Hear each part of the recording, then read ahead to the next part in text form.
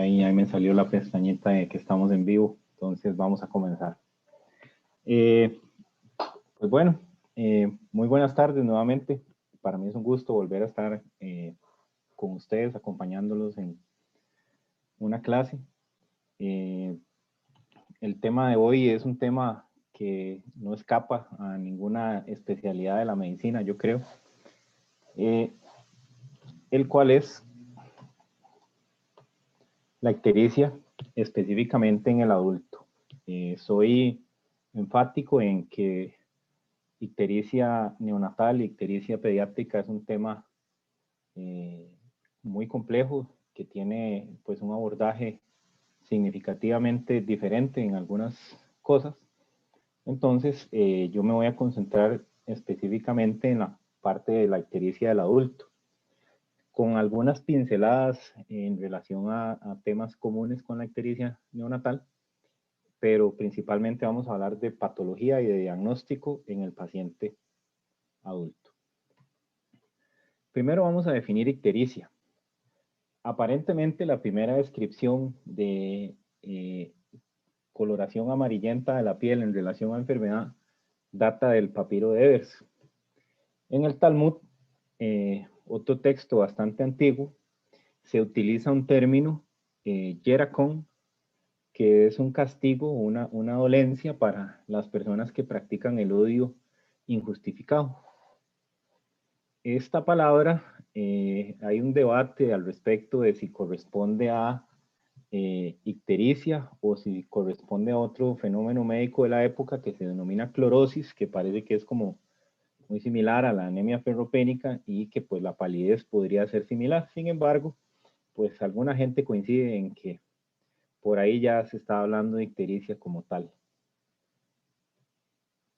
Ya cuando se pues avanza un poco la línea del tiempo y ya Hipócrates y otros de su época comienzan a escribir acerca de este padecimiento, pues aparece el término ícteros, que básicamente se refiere a coloración amarillenta o plumaje amarillento. De hecho, es todo un género de aves, los icteroides, y pues este es un ejemplo.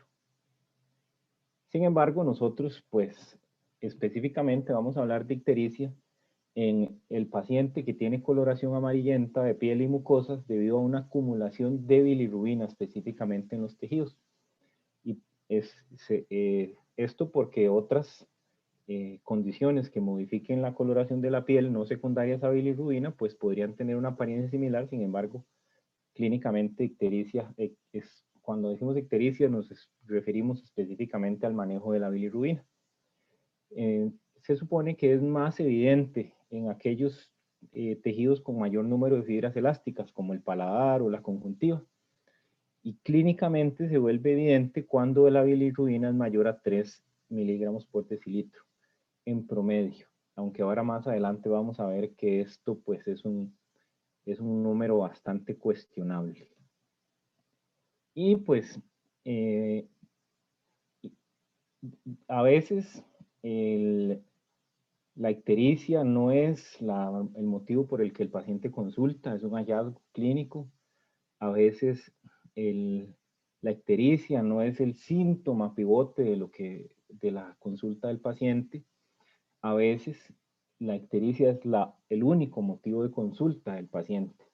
Entonces, pues vamos a tener un espectro de presentación de la enfermedad muy amplio, y esta es una patología que aún a la fecha las destrezas de la historia clínica y el examen físico son fundamentales para orientar los estudios y el diagnóstico. Entonces, lo primero o lo más evidente es la coloración amarillenta de la piel y de las mucosas. Y esto, Caravaggio lo ilustra muy bien. Tenemos a la izquierda un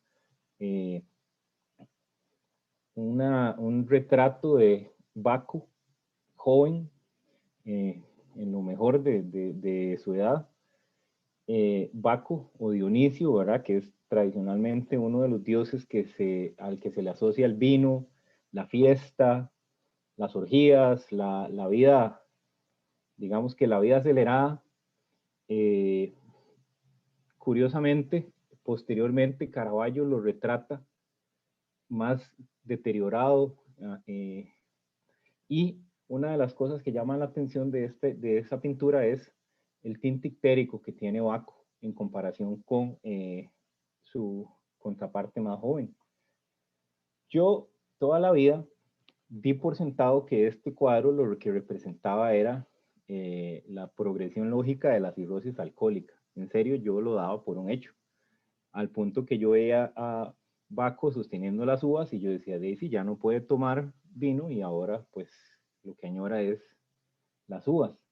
Pero investigando para esta clase me puse a revisar y hay una publicación de la ITSA al respecto de esa pintura de Caravaggio, y al parecer, por el contexto y la situación histórica en la que se pintó, lo que más podría corresponder es a un cuadro o una persona afectada por malaria. Eso dice el texto. Yo sospecho que hay algún sesgo de que lo publicó un infectólogo, porque muy honestamente para mí esta es la representación de la enfermedad hepática y yo creo que nadie me va a cambiar de parecer, pero sí existe un editorial al respecto de esta imagen. Entonces, pues ya no se les va a olvidar, ¿verdad? Que uno de los principales patologías que tenemos que buscar en el paciente ictérico es señales, signos e historia clínica que sugieran que el paciente tiene enfermedad hepática concomitante. Aunque no es la única causa, es una de las más importantes. Vamos a hablar un poco de generalidades del metabolismo hepático antes de entrar en el tema de ictericia propiamente. Hay que recordar que los hepatocitos corresponden el 80% del volumen hepático.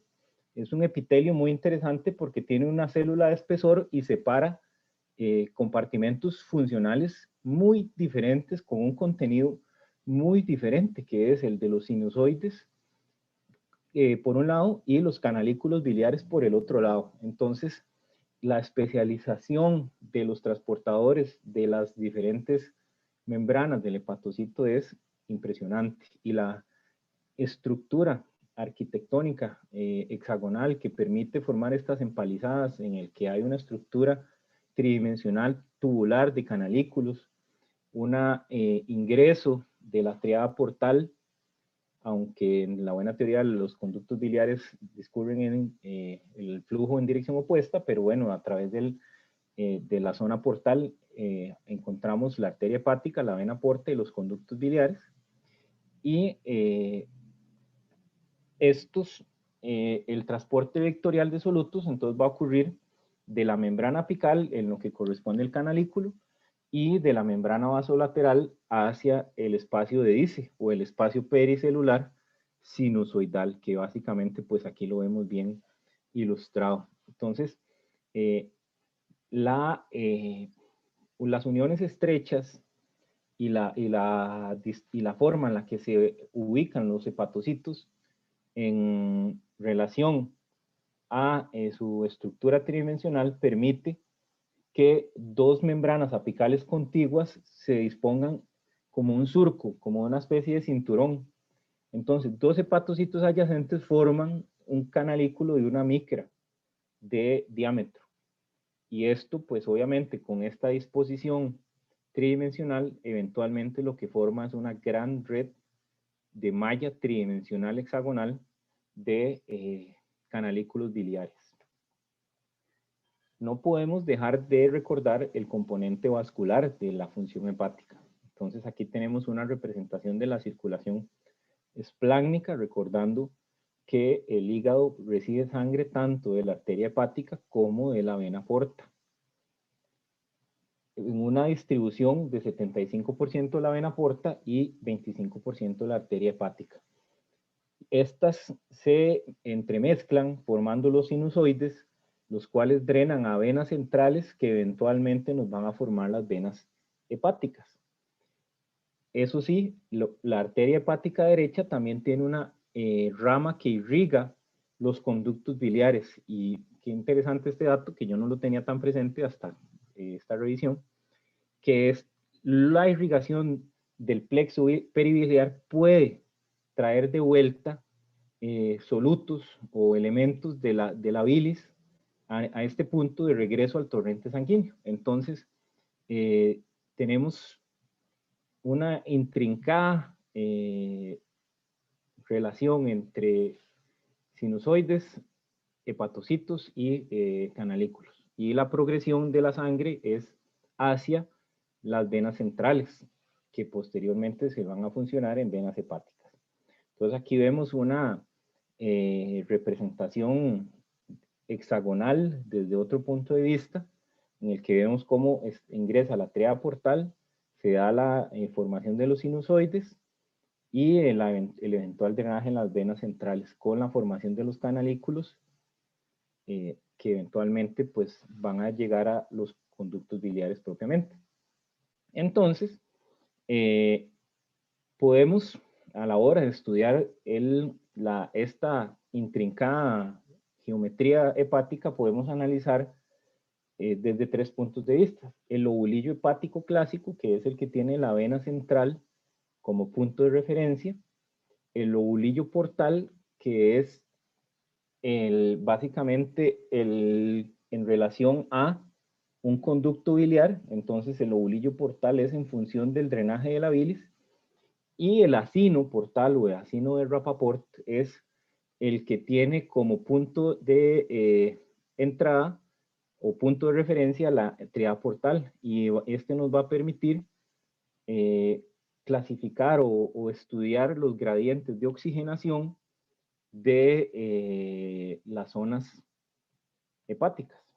Y esto lo podemos ver con estudios de albúmina marcada con medios radioactivos, en el que se ve que la sangre ingresa por el espacio portal, posteriormente inunda los sinusoides y es hasta un tiempo posterior que se da el drenaje por las venas centrales.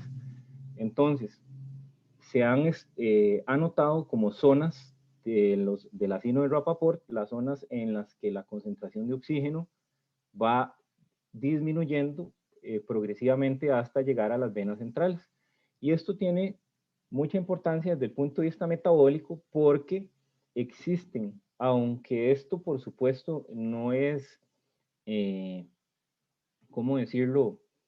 La distribución de las zonas es una forma en la que las estudiamos, pero anatómicamente no se comportan así. Estas zonas probablemente se traslapan a lo largo del hepatocito, pero esto por lo menos nos permite entender que hay algunas reacciones como la glucogénesis o la beta oxidación que van a ocurrir en zona 1 o zonas de más tensión superficial de oxígeno, y otras como la síntesis de triglicéridos o la glicólisis que van a ocurrir más cerca de la vena central, que son reacciones que son menos dependientes de metabolismo aeróbico.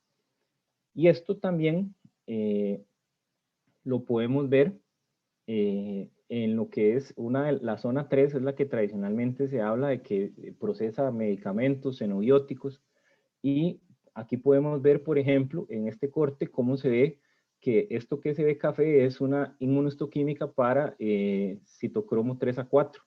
Entonces vemos que a medida que nos adentramos desde la vena porta hasta la vena central, la expresión del citocromo 3A4 aumenta. Entonces, si vemos en la zona 3, vamos a tener aquí la biotransformación de fármacos. Si vemos, pues si recordamos de nuestras clases de farmacología en adelante, la vía del citocromo P450, la vía microsomal, pues es una de las encargadas de metabolizar medicamentos y que puede, pues, inducirse. Entonces, esta imagen me gusta mucho porque yo la verdad nunca había visto tan claro que esta distribución de zonas pues ocurría, y esta inmunohistoquímica pues deja bastante claro el asunto. Entonces en la zona 1 vamos a tener catabolismo de aminoácidos, degradación de glucógeno, por mencionar algunos, y en la zona 3 vamos a tener cetogénesis, la liponeogénesis, la síntesis de glucógeno. Entonces van a ser procesos preferenciales, ¿verdad? Porque obviamente el hepatocito es capaz de realizar todos estos procesos en toda su extensión. Sin embargo, la eficiencia y la preferencia de las zonas pues tiene su razón de ser desde el punto de vista fisiológico. Y entonces vamos a ver cómo el flujo de sangre es hacia la vena central, o sea, centrípeto, y cómo el flujo biliar es centrífugo, porque discurre en dirección contraria hacia la salida. Entonces, esa bilis va a drenar a los canalículos, que posteriormente se van a formar conductos biliares perilobulillares, interlobulillares, hasta pues alcanzar una estructura macroanatómica que es como los vemos como conductos hepáticos derecho-izquierdo, el conducto hepático común, y ya pues todo el árbol biliar completo hasta su drenaje en el duodeno.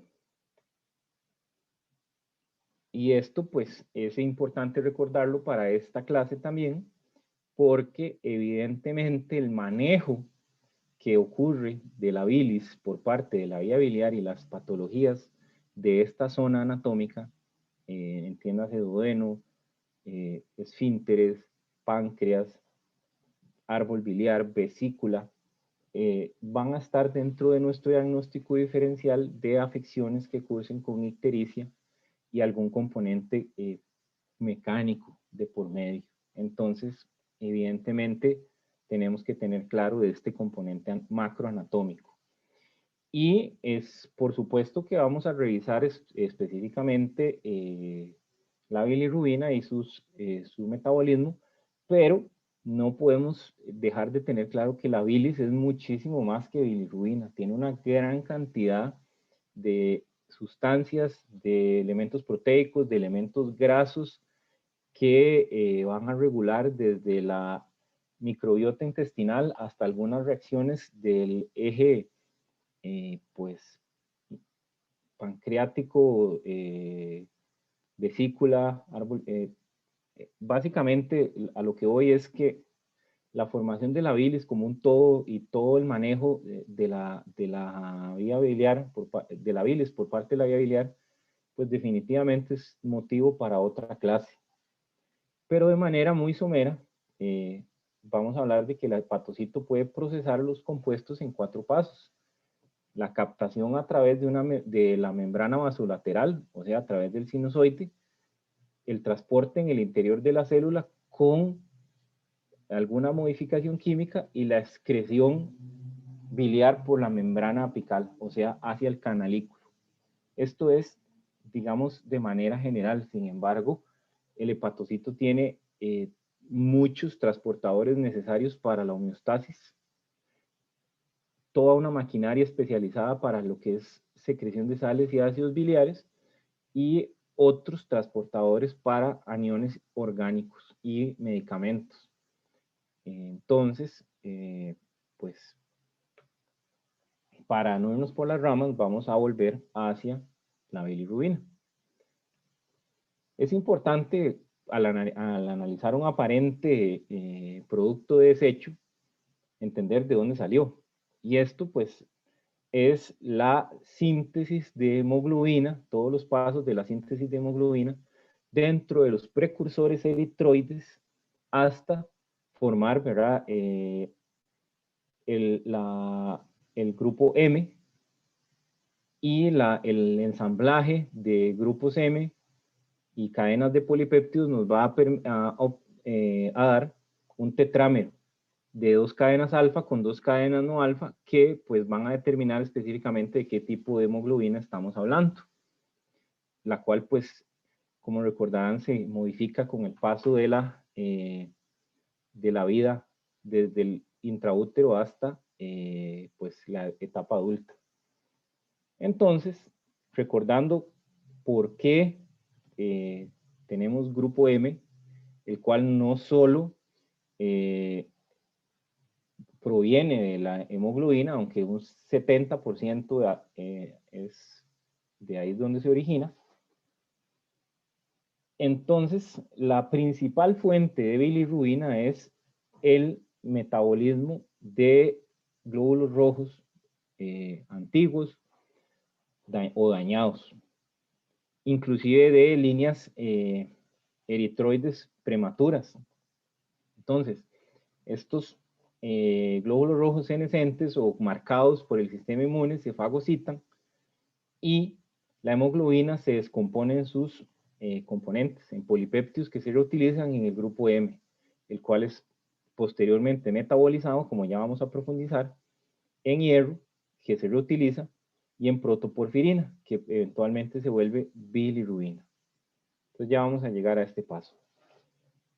Este es el grupo hemo, es un hierro ferroso envuelto por un heterociclo de porfirina.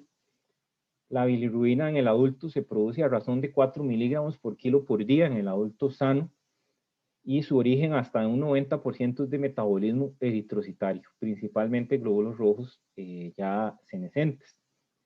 Sin embargo, otras proteínas como la mioglobina, todo el sistema P450, la catalasa y la peroxidasa corresponden de un 10 a un 30% del grupo M adicional, que termina siendo sustrato para la génesis de bilirrubina. El grupo M es desintegrado inicialmente por la hemooxigenasa, que rompe el núcleo y lo transforma en hierro libre, monóxido de carbono, agua y una molécula que se llama biliverdina. La biliverdina es un pigmento soluble en agua que no es tóxico y además es el principal subproducto M de aves, reptiles y anfibios. Pero tenemos el problema de que la biliverdina no atraviesa la placenta. Entonces, otra enzima que se llama la biliverdina reductasa es la que permite el paso transplacentario de biliverdina a la forma de bilirrubina no conjugada, que es esta.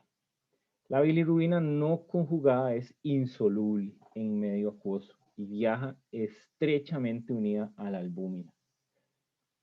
Y esta unión, aunque es muy estrecha, es medicamentos o otros elementos que viajan unidos a la albúmina pueden desplazar a la bilirrubina de la albúmina. En el adulto esto es de poca relevancia, pero en el paciente pediátrico sí puede ocurrir que un desplazamiento significativo de bilirrubina unida a albúmina y pues una aparente ictericia secundaria por este mecanismo. Entonces tenemos el grupo M que se metaboliza en biliverdina y luego posteriormente se convierte en bilirrubina, la cual, como es no conjugada, no es soluble y tiene que viajar unida a la albúmina. ¿Qué ocurre con la bilirrubina a nivel del hígado? Pues bueno, es capturada por transporte facilitado y por difusión. Se une a proteínas del citosol, específicamente familia del glutatión. Ahí es convertida por una isoforma de la UDP glucuroniltransferasa que se llama la UGT 1A1. Ahí se convierte en monoglucurónido de bilirrubina y diglucurónido de bilirrubina, que podemos decirles conjugados de bilirrubina para facilidad por aquello del trabalenguas, o los glucurónidos en general. La transferencia de los glucurónidos a la bilis va a ser dependiente de ATP, y esto va a estar mediado por una proteína asociada a la resistencia a multidrogas que se llama la MRP2, o a un transportador de aniones orgánicos multiespecífico canalicular conocido como CMOAT. Entonces este grupo lo codifica un mismo cassette genético que es el ABCC2, y esta otra familia es de una gran familia de UDP glucuronil transferasa. Entonces, la bilirrubina diglucurónido o BDG es la principal forma de eliminación en la bilis. Y ojo, que en la sangre periférica, menos del 5% en una persona sana constituye glucurónidos de bilirrubina. La forma prevalente en un 95% en el plasma es la no conjugada, y esto es muy importante para un dato más adelante. Entonces, en enfermedades hepatobiliar, estas formas glucuronizadas sí pueden aparecer en sangre y eliminarse por orina. Eso es muy importante. La bilirrubina no conjugada no se elimina por la orina porque viaja muy unida a la albúmina y no tiene filtración ni secreción tubular, mientras que los glucurónidos de bilirrubina sí tienen manejo tubular y sí se eliminan en orina. Y puede ocurrir, además, que los glucurónidos pueden reaccionar con proteínas del plasma como la albúmina y formar bilirrubinas de unión covalente con una vida media similar a la proteína a la que se unieron. Y esto también tiene importancia desde el punto de vista clínico. Entonces, ¿qué pasa a nivel de eliminación biliar? Pues bueno, la bilis normal tiene 5% de bilirrubina no conjugada, o sea, el otro 95% está en el plasma, 7% de monoglucurónido y 90% de diglucurónido de bilirrubina. Por eso dijimos que era la principal forma de eliminación, es un 90%. La mayoría se va a transformar en urobilinógeno, que subsecuentemente se transforma en estercobilina. El urobilinógeno se reabsorbe en circulación portal y se vuelve a excretar en bilis. La estercobilina sí se elimina en heces. El urobilinógeno que no se captura es filtrado a nivel renal, pero en condiciones normales la cantidad es muy despreciable. No debería aumentar de manera significativa, sin embargo, en algunas patologías como las anemias hemolíticas, el urobilinógeno puede aumentar significativamente en orina.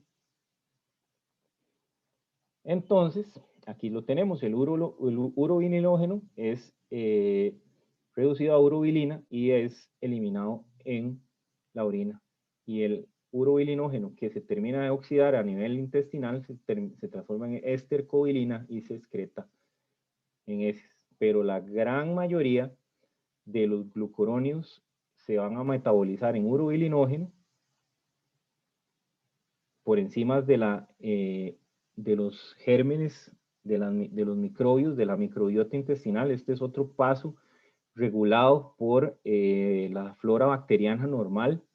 Entonces, ahora más que nunca se habla mucho de los fenómenos de disbiosis como causa y perpetuación de algunas patologías. Entonces, por supuesto que la modificación de la flora intestinal normal puede llegar a modificar de alguna manera el metabolismo y la función hepática de manera indirecta.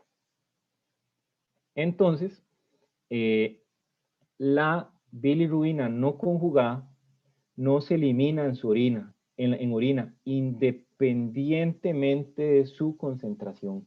Esto es muy importante. No hay manera de que la bilirrubina no conjugada se elimine a nivel renal. La bilirrubina conjugada, por otro lado, es fácilmente filtrada por el glomérulo. Entonces, la bilirrubinuria siempre es un hallazgo patológico, porque no debería haber bilirrubina en orina.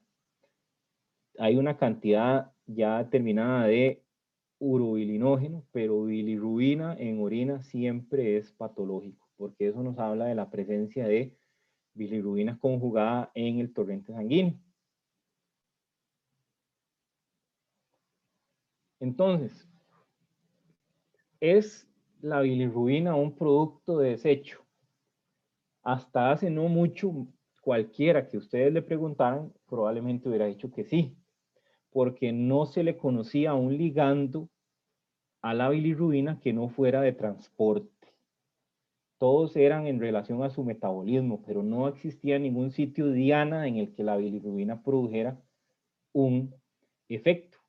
Hasta hace como 2 o 3 años que se demostró que la bilirrubina puede inducir lipólisis por una vía mediada por el PPAR alfa. Entonces, la cosa cambió y de repente se han publicado una gran cantidad, algunos obviamente son hallazgos muy viejos, pero han tomado fuerza a raíz de estas investigaciones, como por ejemplo que la bilirrubina protege contra radicales libres, es un antioxidante de muy alta eficiencia. Una de las cosas llamativas de este fenómeno es que la bilirrubina siempre se estudió como antioxidante a presiones atmosféricas, pero es hasta que se empezó a estudiar a presiones de oxígeno tisulares que rondan como 2 o 3 milímetros de mercurio, que se vio que tiene un importante efecto antioxidante. Inclusive se habla de que en patología aguda, la elevación de la bilirrubina inicialmente podría constituir como un elemento protector, al punto de que hay estudios de modelos de sepsis con ratones en el que les ponen les inyectan bilirrubina con carácter terapéutico y pues logran modificar significativamente la respuesta inflamatoria. Entonces, de repente, este mecanismo de lipólisis también podría estar involucrado en la esteatosis hepática. A nivel de corazón, parece que aumenta la disponibilidad de óxido nítrico y disminuye la producción de radicales libres. Y inclusive se ha descrito que podría tener efectos antihipertensivos a nivel renal y también por la vía del PPAR-alfa. Entonces, vean que nosotros, por lo menos yo hasta hace poco, siempre había pensado en la bilirrubina como un elemento de desecho, algo que tenemos que sacarle a la gente.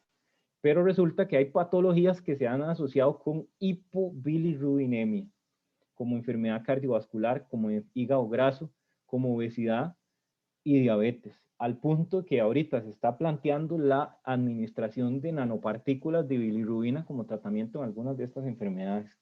Entonces vean qué vueltas que da la medicina, que lo que siempre se catalogó como un producto desecho, que no se le conocía ningún efecto metabólico, ahora pues tiene ya 2 vías hormonales descritas, tiene importantes efectos vasoactivos, de modificación del estado inflamatorio, de disponibilidad de óxido nítrico, de antioxidante, inclusive de antienvejecimiento. Entonces,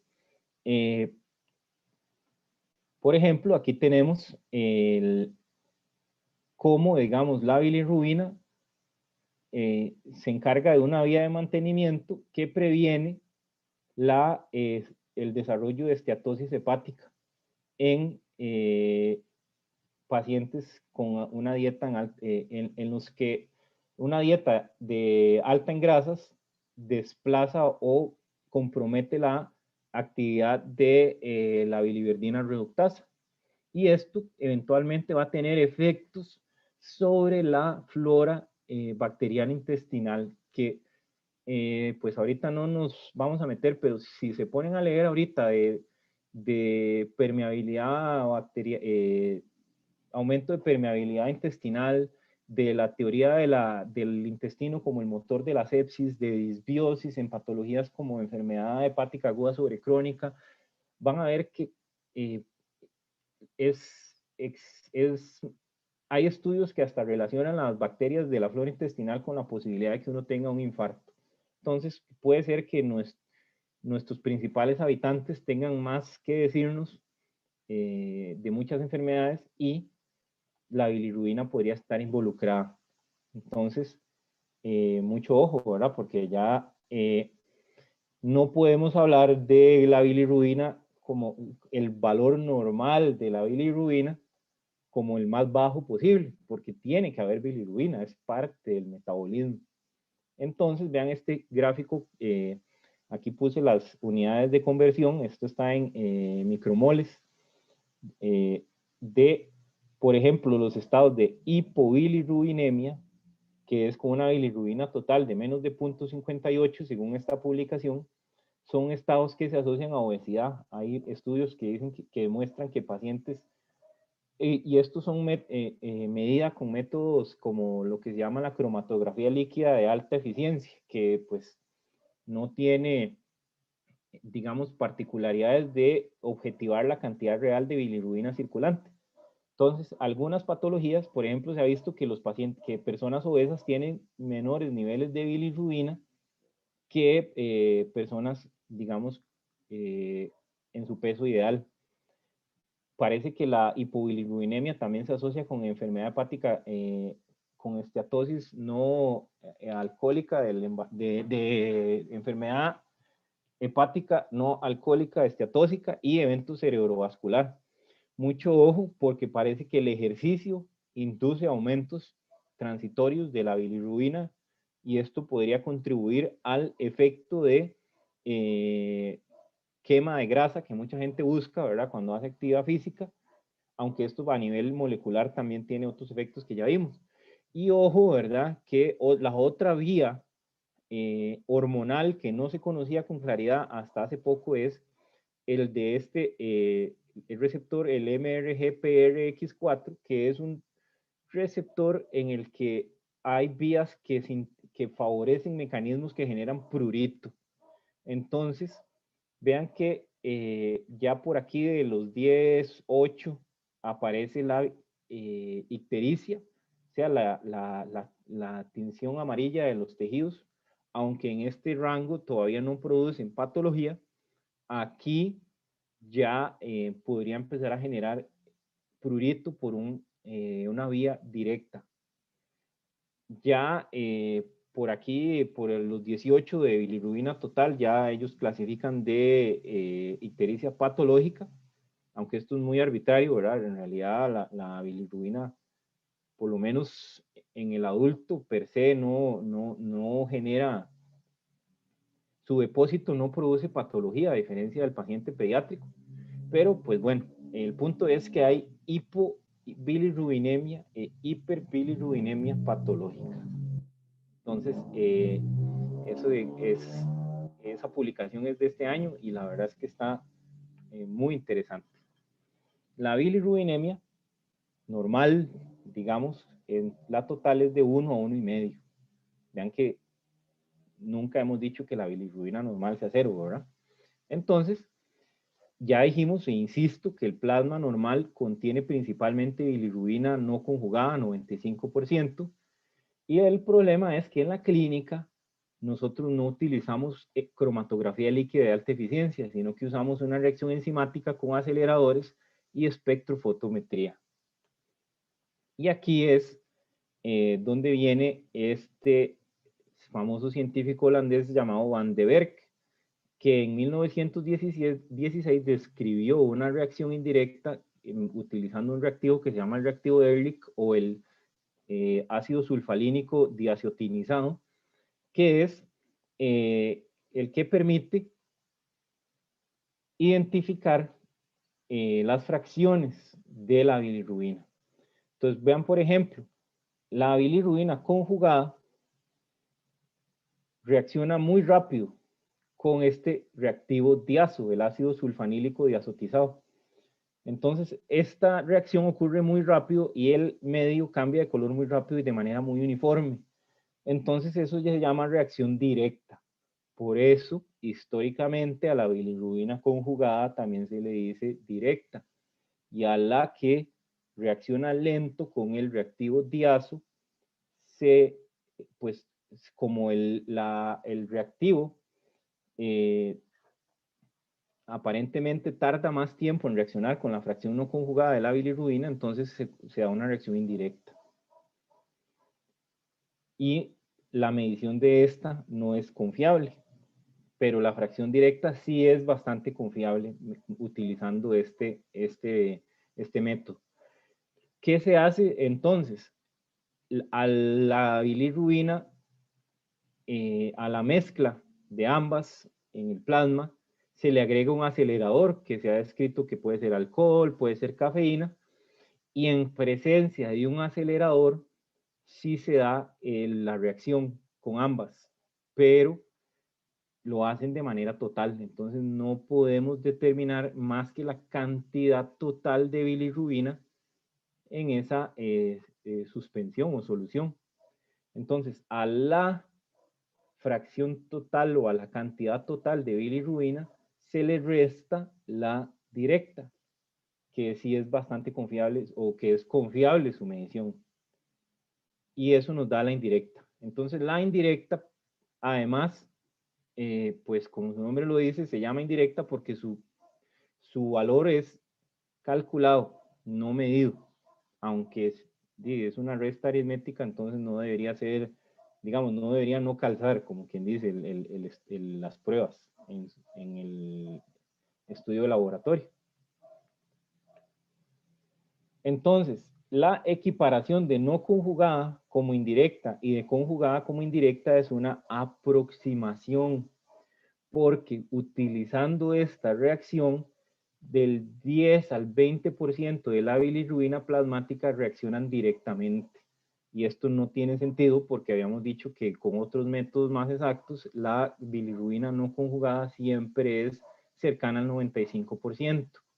Entonces, esto es una particularidad de este método que lo hace bastante inexacto, al punto de que cualquier concentración de menos de 15% de bilirrubina directa fácilmente podría considerarse que toda es indirecta o no conjugada, porque ese porcentaje, siempre que no sobrepase el 15%, probablemente es producto de utilizar un método similar a este, no porque efectivamente haya tanta bilirrubina directa circulante. Entonces, mucho ojo con esto porque se podría sobreestimar el porcentaje de bilirrubina directa que hay en el plasma, y esto puede llevar a errores diagnósticos, sobre todo en casos de hiperbilirrubinemia hereditarios, que pues son predominantemente de patologías de bilirrubina no conjugada y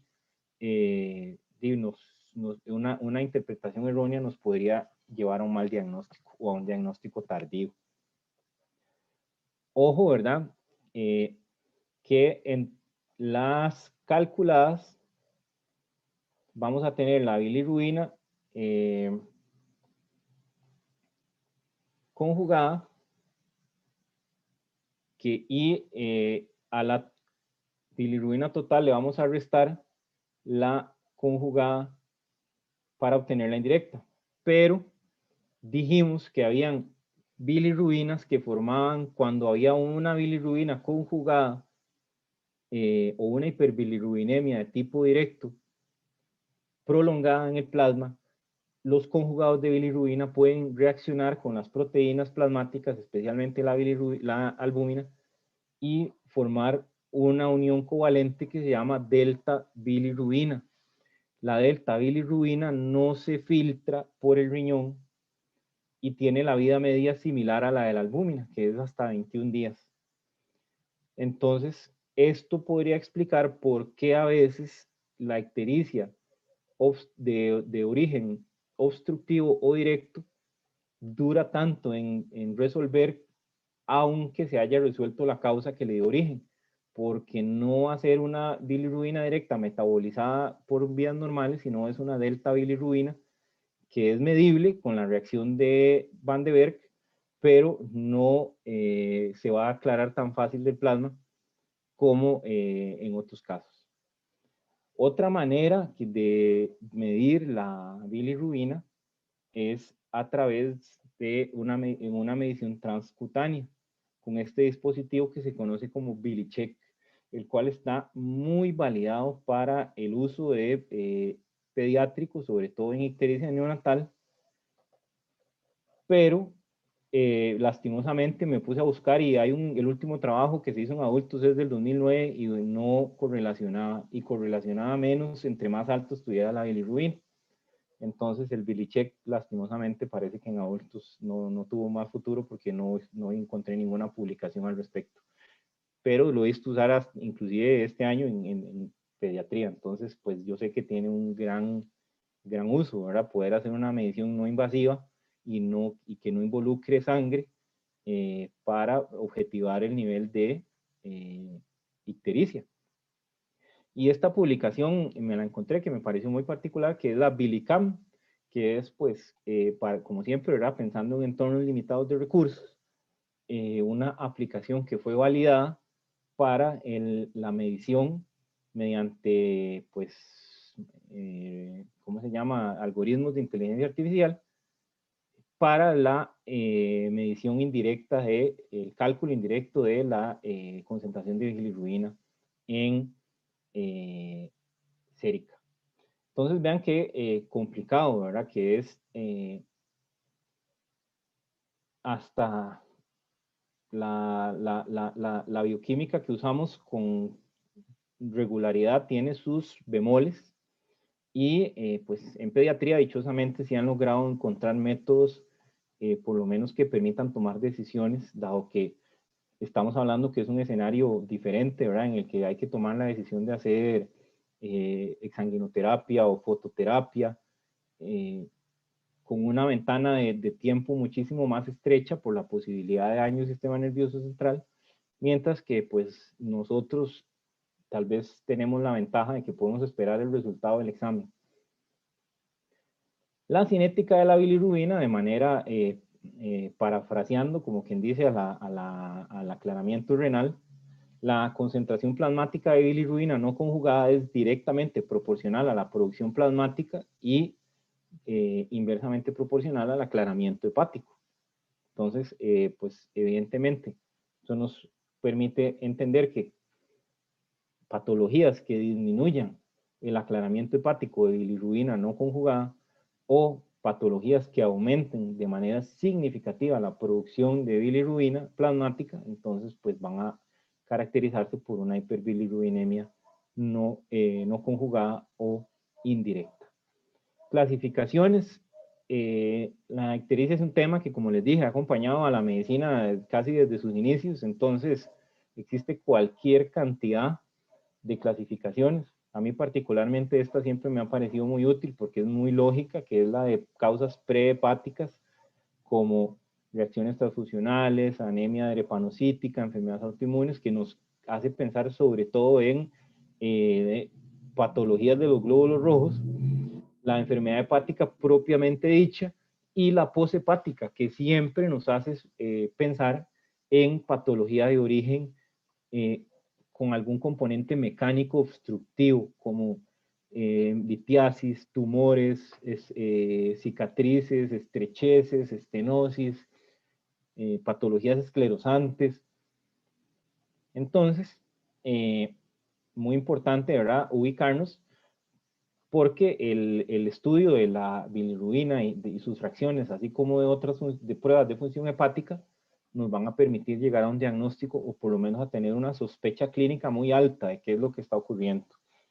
Causas hay muchas, realmente no pretendo, ¿verdad?, revisar una por una todas las posibles causas de ictericia.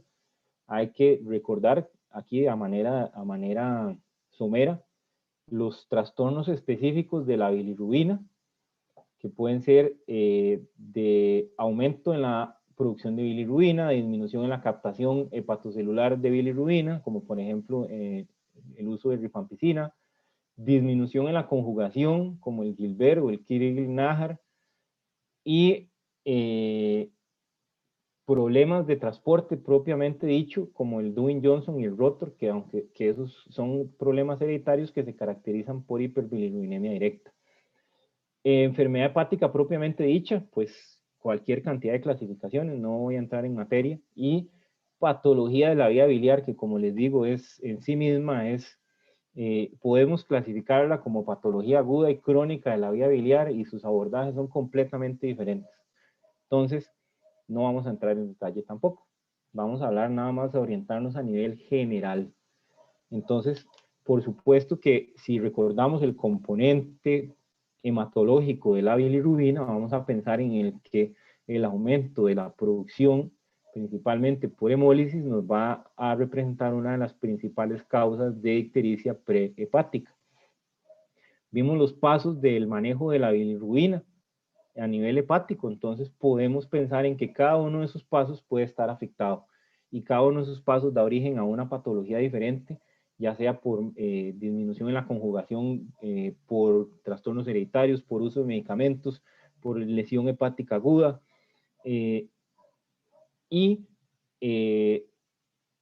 ya cuando hablamos de poshepático siempre, aunque no necesariamente, pero casi siempre estamos hablando de causas mecánicas. Entonces, vean aquí por ejemplo, En la prehepática vamos a tener una producción excesiva de bilirrubina por hemólisis. Vamos a tener un aumento de la bilirrubina indirecta en la sangre, pero el hígado se satura, no puede procesar esa cantidad excesiva de bilirrubina en el agudo. Entonces, no vamos a tener cambios a nivel de lo que es la bilirrubina conjugada o directa, no vamos a tener cambios francos en lo que es el color de, por lo menos las heces, en el sentido de que no van, pueden ser completamente normales, aunque sí pueden oscurecer. A nivel de la ictericia intrahepática vamos a tener tanto aumento de la fracción no conjugada o indirecta por problemas de captación y excreción y aumento de la directa. Entonces, probablemente ahí vamos a tener hiperbilirrubinemia de predominio o lo tradicional es mixta.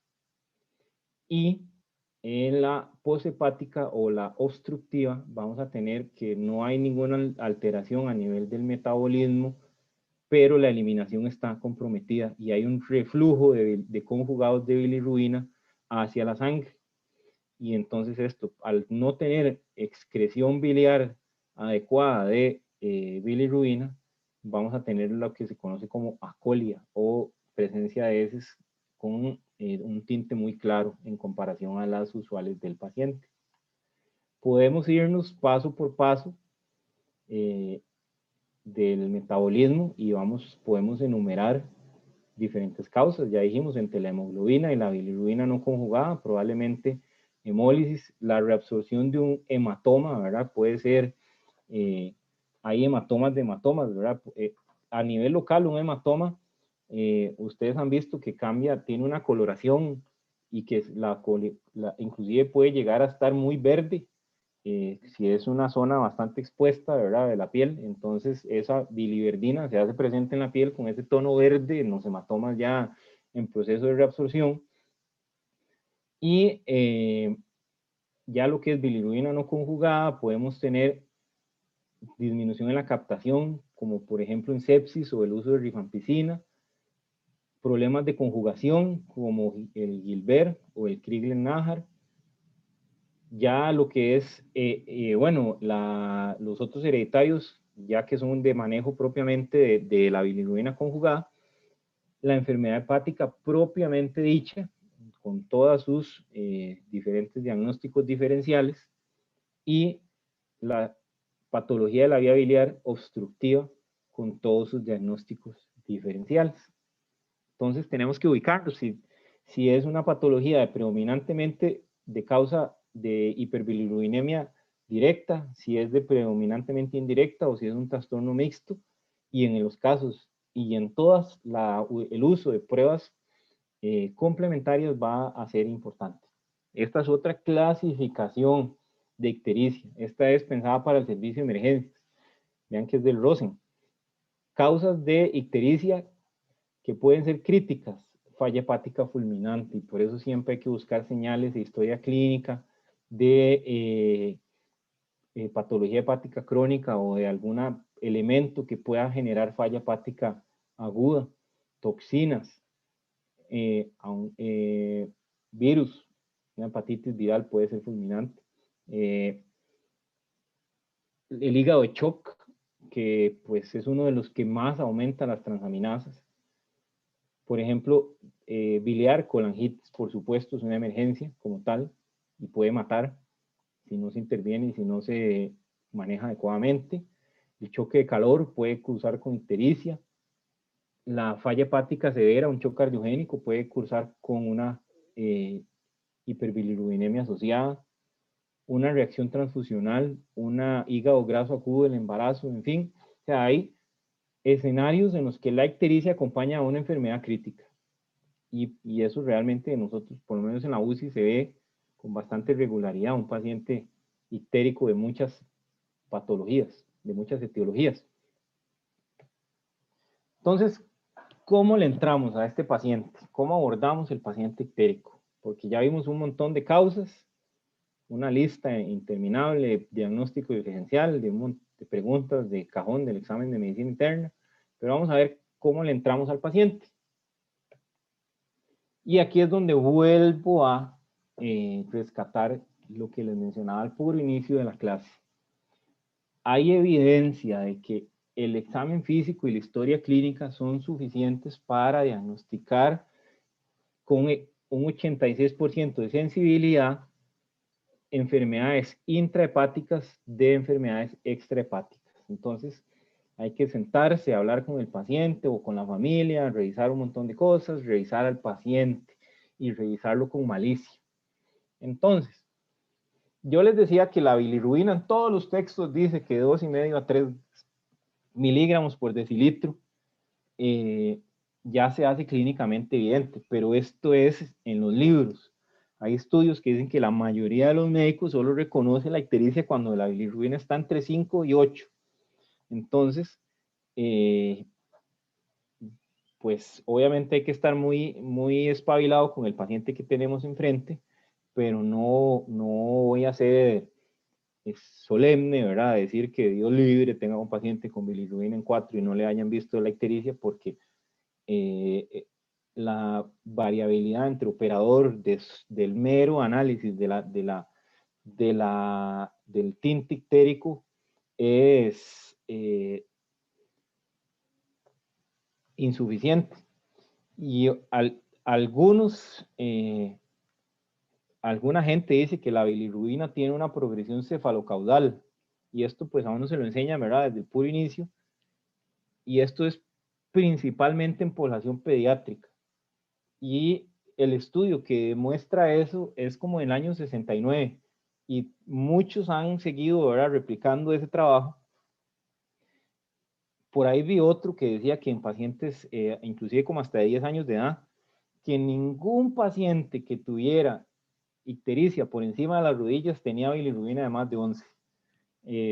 Pues me parece un dato, ¿verdad?, un poco... pues bueno, yo sé que a nivel pediátrico conocer ese tipo de información nos puede ayudar a transferir a un paciente pediátrico que requiera fototerapia o alguna terapia especializada con rapidez. Entonces, pues tampoco, probablemente el examen físico pediátrico de la ictericia tiene sus particularidades, pero en el adulto realmente es poco confiable para determinar el nivel de bilirrubinemia. Pero, digamos, si nos vamos, tenemos que también tener epidemiología clara. Y aquí yo de verdad invito a los que están escuchando la clase a eventualmente pues hacer un trabajo de investigación al respecto de nuestra epidemiología en términos de la bilirrubina. La bilirrubina es la que se conoce, o pues mucha gente le dice como una prueba de función hepática verdadera por todo lo que implica. Evidentemente, los tiempos de coagulación son más sensibles para el diagnóstico de falla hepática. Sin embargo, los problemas en el metabolismo de la bilirrubina son un problema, digamos, propio del hígado. Entonces, muchos puntajes de severidad y de pronóstico utilizan a la bilirrubina como dentro de su puntaje. Entonces, sería bueno poder agarrar una muestra, ¿verdad?, de nuestros hospitales y poder hacer un trabajo como este. Simple y sencillamente ver cuáles son los diagnósticos que más se asocian con ictericia. Porque, por ejemplo, haciendo esta presentación encontré un artículo de El Sur de Gales en el que un grupo de gastroenterología publicaba una serie de 100 casos y hablaba de lo mal que estaba el diagnóstico de enfermedades hepáticas agudas, y posteriormente una carta en esa misma revista en el año siguiente, un grupo de Gales, de gastroenterólogos de otro lado, que no era el sur de Gales, presenta una casuística muy diferente y contradicen bastante a lo que publica. Entonces, aquí les pongo un ejemplo, pero no podemos pensar que estas patologías, esta frecuencia o esta distribución es igual para todas las poblaciones. Nuestra población, pues tenemos aunque muchísima gente siempre está pensando en lesión hepática por medicamentos, en realidad sigue siendo un porcentaje relativamente bajo y la gran mayoría sigue siendo por acetaminofén. Entonces, que es algo que siempre hay que estudiar. Por supuesto que terapia antirretroviral, valproato y productos, ahí dice Metabolife, pero yo me imagino que es como Herbalife, que ya está más que demostrado que hay algunos productos de esa marca que pueden producir hepatitis aguda fulminante. Entonces, hasta eso hay que preguntar a la gente si toma algún suplemento natural, ¿verdad? Porque ahora con la excusa de lo natural le pueden vender a uno veneno. Entonces, pero vean que en este grupo, ¿verdad? La causa hepática más frecuente de ictericia es que se exacerbó o se descompensó un paciente que ya tenía enfermedad hepática crónica. Entonces, por eso es tan importante siempre abordar al paciente ictérico como un paciente potencialmente hepatópata y buscar otros signos de enfermedad hepática crónica. Gilbert, un porcentaje significativo, hepatitis alcohólica, las hepatitis virales y medicamentos. Y ojo, ¿verdad? Porque la sepsis o el shock fue el 22% de las ictericias nuevas que se hospitalizaron. Y casualmente, ahora que me acuerdo, esta es la casuística del estudio de Gales, porque ellos insistían en que qué porcentaje tan alto de ictericia nueva era sepsis. Pero casualmente el otro grupo que les contestó a ellos les dijo que esto es porque la muestra es de pacientes que se hospitalizaron. Entonces, esto es etiología de ictericia nueva en pacientes que terminaron hospitalizados. Y por supuesto que si usted lo hospitalizan por un shock séptico, es muy probable que en algún momento de su evolución pueda tener elevación de las bilirrubinas, producto de la enfermedad crítica. Entonces, no es lo mismo la ictericia que estudia un gastroenterólogo en su consultorio que la ictericia del paciente que se presenta al servicio de emergencias. Entonces, por eso es que tenemos como quien dice que ubicarnos en el contexto en el que estamos. Esta es otra casuística que pues tenía bastante presencia de cáncer biliar y cáncer pancreático en otra serie de casos de pacientes que se hospitalizaron con ictericia. Sí mezcla, de hecho me acuerdo por las referencias de este libro que mezclaban, que incluían este artículo, por eso sale este mismo 22% de sepsis y shock. A la hora de entrevistar al paciente tenemos que preguntar muchas cosas. ¿Cuánto tiene de que se puso amarillo? Si es la primera vez que le pasa, si tiene dolor en alguna parte del cuerpo, sobre todo si tiene dolor abdominal y en qué parte del abdomen. Síntomas acompañantes de enfermedad sistémica como escalofríos, fiebre, náuseas, mal estado general, prurito, exposición a fármacos o medicina natural, cirugía biliar en antecedente, ¿verdad? Mucho ojo con esos reportes de ultrasonido que dicen vesícula de tanto por tanto y el paciente tiene la cicatriz de la colecistectomía de hace 15 años, ¿verdad? Entonces, hagan una buena historia clínica y revisen al paciente. Si tiene anorexia, pérdida de peso, el color de la orina y el color de las heces, la coluria, la acolia, ¿verdad? Son cosas que el paciente tiene, hay que preguntar si les orina como Coca-Cola, si las heces son pálidas, significativamente pálidas, ¿verdad? Si ha estado en contacto con otro paciente ictérico, por supuesto que hay causas transmisibles de ictericia, ¿verdad? Entonces, mucho ojo con esto. Si el paciente viene de un centro de hospitalización, por ejemplo, en brotes de hepatitis, puede ocurrir que no sea el único paciente que haya desarrollado ictericia en un periodo corto de tiempo en un lugar. Entonces, mucho ojo con esa parte. Historia de inyecciones, transfusiones, tatuajes, perforaciones, dónde se los hizo, cómo se los hizo,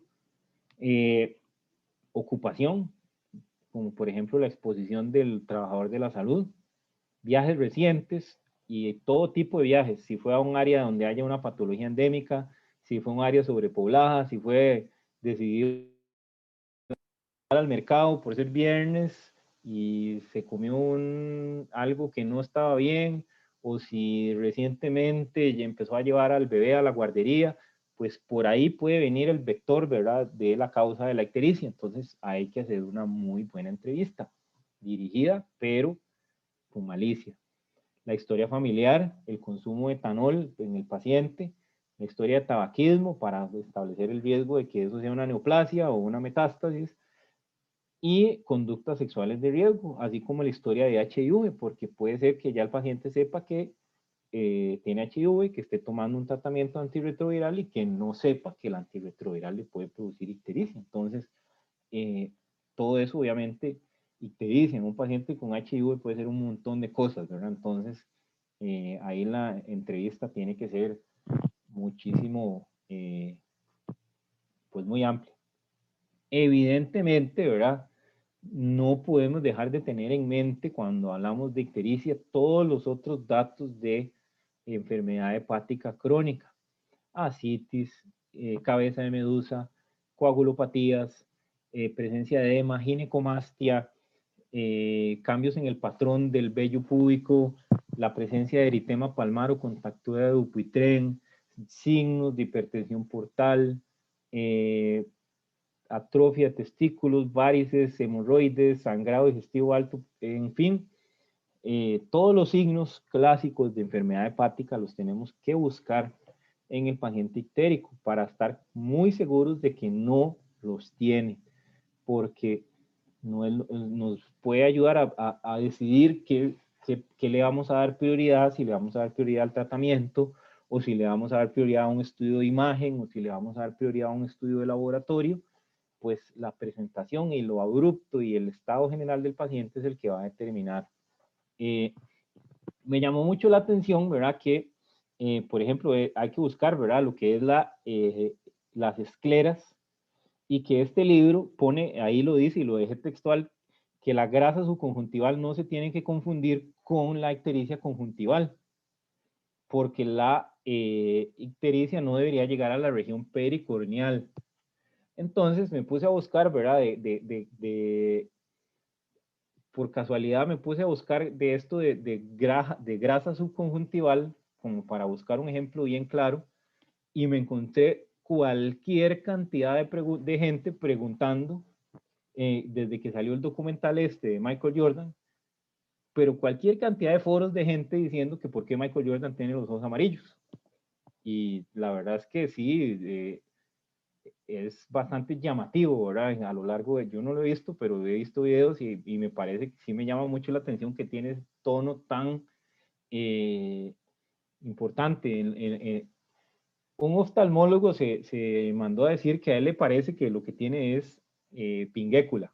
Y sí, de hecho sí se le ve un poco afectado el borde ahí de la córnea, entonces podría ser que eso sea pues como un tejido redundante y que casualmente pues da esa imagen como amarillenta por la melanosis, pero él mismo dice que pues que si Jordan tiene cirrosis o algo así, pues sería bueno que en algún momento nos diga, pero mucho, o sea, que me vino muy bien el ejemplo, ¿verdad? Porque realmente sí tenemos que revisar bien que sea ictericia real, ¿verdad? Que sea, probablemente, estoy seguro que el doctor Sánchez tiene bastantes ejemplos, entonces ahora pues podemos revisar otros casos, pero aquí hay otro ejemplo, ¿verdad? Vean cómo el tinte es pericorneal, no es solo en relación a la conjuntiva, sino otra cosa que podemos revisar es cómo está la orina del paciente.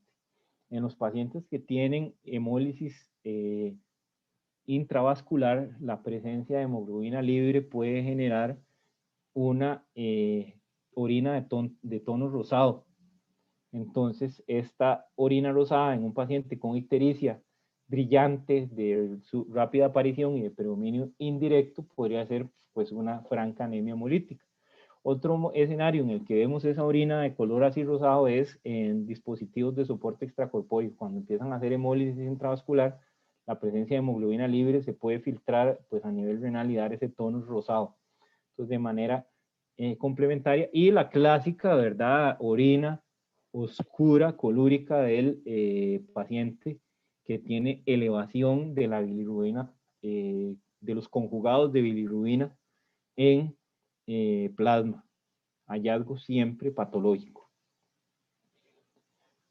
Ojo, ¿verdad?, que en pacientes con ictericia, los signos de enfermedad hepatocelular como cabezas de araña, el angioma en cabeza, en las telangiectasias, el eritema palmar, la aparición de circulación colateral, la presencia de ascitis, dan una sugieren bastante la posibilidad de que este paciente tenga una enfermedad hepatocelular.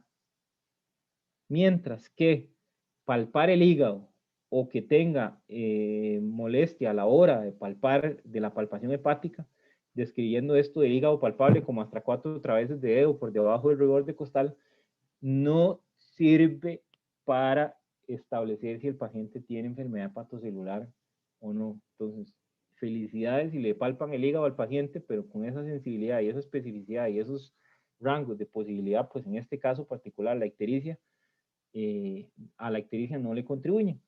Y de manera inversa, vemos que la vesícula palpable tiene una posibilidad de enfermedad hepatocelular de 0.04, o mejor dicho, la vesícula palpable tiene 25 veces de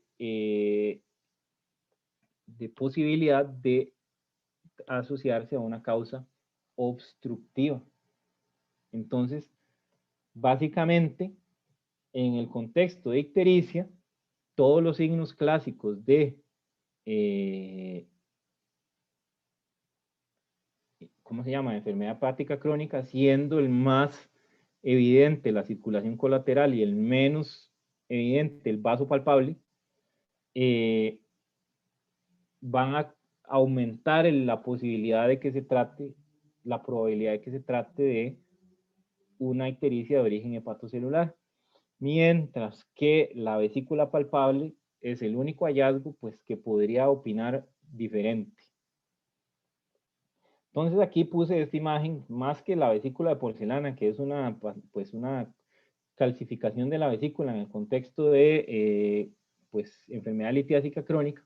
La que me interesaba traer a colación era la vesícula de Courvoisier.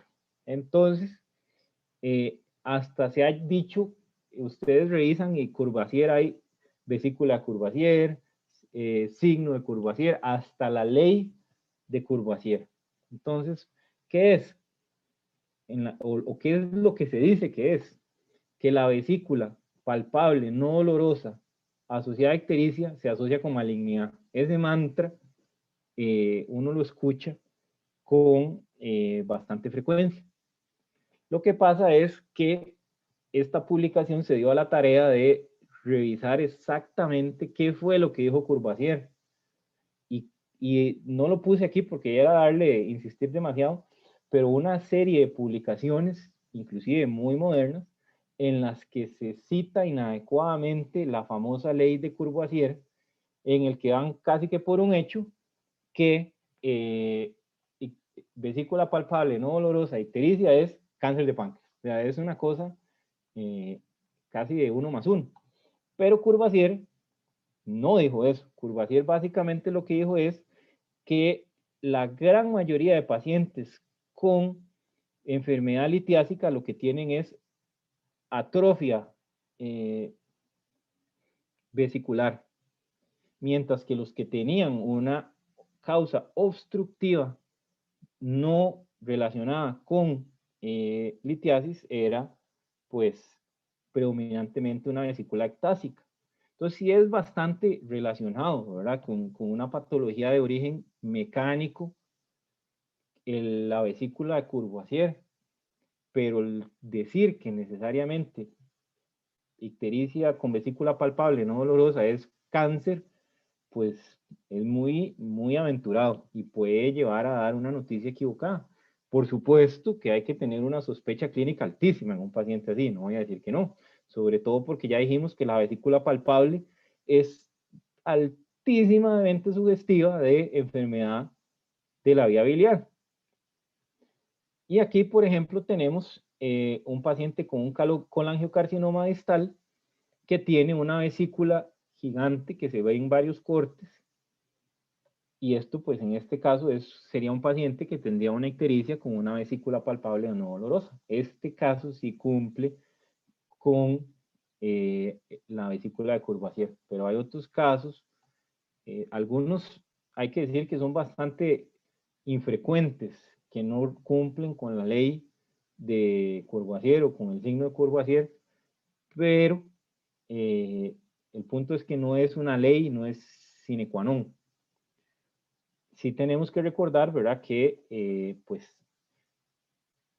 si reducimos la historia clínica a 3 elementos, el cólico cursa con dolor, la colecistitis con dolor y fiebre, la coleocolitiasis con dolor e ictericia sin fiebre, la colangitis con todos y el colangiocarcinoma con ictericia con vesícula palpable no dolorosa. Entonces, con solo estos 3 podemos ubicarnos en causas mecánicas de patología biliar, por lo menos diferenciarlas rápidamente. Obviamente tenemos que recurrir a otros exámenes de laboratorio, que el estudio y la adecuada interpretación de cada prueba de función hepática es algo que tampoco vamos a revisar hoy. Pero es importante tener claro que los marcadores de colestasis como la GGT y la fosfatasa alcalina van a ser sumamente importantes en el diagnóstico diferencial de la patología de la ictericia. Muy importante la fosfatasa alcalina y la GGT, porque básicamente su producción está principalmente relacionada, sobre todo la GGT, con mecanismos de retención de bilis y de colestasis. Entonces, la presencia de ictericia con marcadores de colestasis ya nos habla de, por lo menos, de una disminución en el manejo biliar de la bilirrubina. No necesariamente todas las ictericias con marcadores de colestasis son directas ni son solamente obstructivas o poshepáticas, pero es una causa, digamos, como una anemia hemolítica, no debería tener marcadores de colestasis y sería una ictericia con fosfatasa alcalina y GGT normales. Las transaminasas, por supuesto, que tienen diferentes patrones, las pruebas de síntesis que van a tener vías medias muy variadas, desde la albúmina con sus 21 días hasta el TP, ¿verdad? Que pues la vida de horas del factor 7 hace que ya en unas cuantas horas ya podemos ver el cambios en el TP o en el INR en relación a síntesis hepática, aunque esto es más para falla hepática aguda per se. Técnicas de imagen, vamos a tener que requerir en una buena parte de los pacientes a un estudio de imagen, siendo el ultrasonido el estudio, ¿verdad?, de excelencia por su accesibilidad, por su costo, por no utilizar radiación ionizante, por la capacidad de analizar otras estructuras adyacentes, pero puede ser necesario para algunos casos llegar hasta las últimas instancias como una CEPRE, en que pues a veces existen pacientes que no tienen dilatación de la vía biliar visible por ultrasonido, que sí la tienen cuando se hace una colangiopancreatografía retrógrada endoscópica o una colangioresonancia. Entonces, a veces el ultrasonido es muy útil por accesible, pero a veces no es suficiente para llegar a un diagnóstico definitivo. Y pues a veces no queda de otra y hay que tomar una biopsia para llegar a hacer un diagnóstico etiológico. Entonces, y esto pues nos pasa con alguna frecuencia. Tenemos pacientes con falla hepática aguda que se les estudia por todo, se les hace, pues se les revisa todo su historial de medicamentos, se les hacen un montón de estudios de imagen en los que pues terminamos haciendo biopsia porque no logramos establecer la causa de la etiología con todos los otros estudios y ocupamos tomar alguna decisión de carácter terapéutico o de carácter pronóstico en relación a un eventual trasplante, ¿verdad? Entonces, a veces pasa que no alcanzan todas las pruebas y tenemos que llegar a la biopsia. Entonces, es preferible, ¿verdad?, tener un abordaje metódico, organizado, utilizar pruebas de lo simple a lo complejo, empezando por el cerebro y las manos y luego llegar a solicitar estudios de imagen y vean cómo solo con transaminasas, fosfatasa alcalina y bilirrubina podemos describir varios patrones de alteración de pruebas de función hepática, como por ejemplo el hígado de Choc, ¿verdad?, que es de los que más elevan las transaminasas, la fosfatasa alcalina, y va a tener que cursar con hiperbilirrubinemia, usualmente de tipo mixto. La colestasis, que no debería tener franca elevación de transaminasas, y sí vamos a tener elevación de fosfatasa alcalina, GGT y bilirrubina, por mencionar algunos, pero realmente no era la intención de esta clase hablar de pruebas de función hepática como un todo, porque es un tema muy amplio y que se le puede dar un enfoque diferente. Aquí estamos hablando solo de bilirrubina. Entonces, tips para el diagnóstico de diferentes patologías. Pues, por ejemplo, de aquí ya los tips, es más que nada diagnóstico. Por ejemplo, ven que hepatitis autoinmune viene hipergamaglobulinemia, ANA y anticuerpos antimúsculo liso. Eso no es un hint, eso es el diagnóstico básicamente. Pero bueno, hepatitis virales, hay que siempre en hepatitis aguda buscar virus hepatotrofos. La elevación de alfa-fetoproteína nos debe hacer sospechar de carcinoma hepatocelular. En fin, hay que ir tratar de llevar al paciente de la mano y no perdernos, utilizar pruebas simples, ver cuál es el patrón en el que más probablemente podemos ubicar al paciente y buscar cuáles son los estudios que van a beneficiar más el aclaramiento del diagnóstico de ese paciente, para no pedir marcadores tumorales, ultrasonido, TAC, resonancia, a todos los pacientes que llegan con ictericia y pues terminar como Dr. House más o menos. Entonces, mejor hacemos historia clínica, examen físico, unos análisis generales y un ultrasonido. Ese sería, pues, digamos que el abordaje más completo, que no es escandaloso, en el sentido de que pues un ultrasonido de hígado y vías biliares en el contexto de una falla hepática aguda, digamos que no se le niega a nadie, pero no es como que a un paciente con bilirrubina en 3 le vayan a mandar ultrasonido sin haber hecho todos los otros pasos. Entonces, hay que ubicarse en el contexto del paciente. Si sospechamos que tiene enfermedad hepatobiliar, por lo que dijimos, por todo lo que los signos clínicos, vamos a tratar de diferenciarlo en enfermedad hepatocelular propiamente dicha y en enfermedad colestásica. Entonces, para eso nos va a servir si tiene dilatación de la vía biliar o no. Si no sospechamos que tenga enfermedad hepatobiliar, entonces tenemos que ver cuál es la fracción que está predominantemente elevada. Y pues en una gran mayoría de pacientes que tienen hiperbilirrubinemia indirecta, aisladamente elevada, lo que vamos a diagnosticar es un Gilbert. Y yo creo que pues bastante gente sabe, yo por lo menos conozco a 4 o 5 personas que saben que tienen Gilbert. Entonces es dentro de las causas hereditarias, yo diría que es una de las enfermedades que más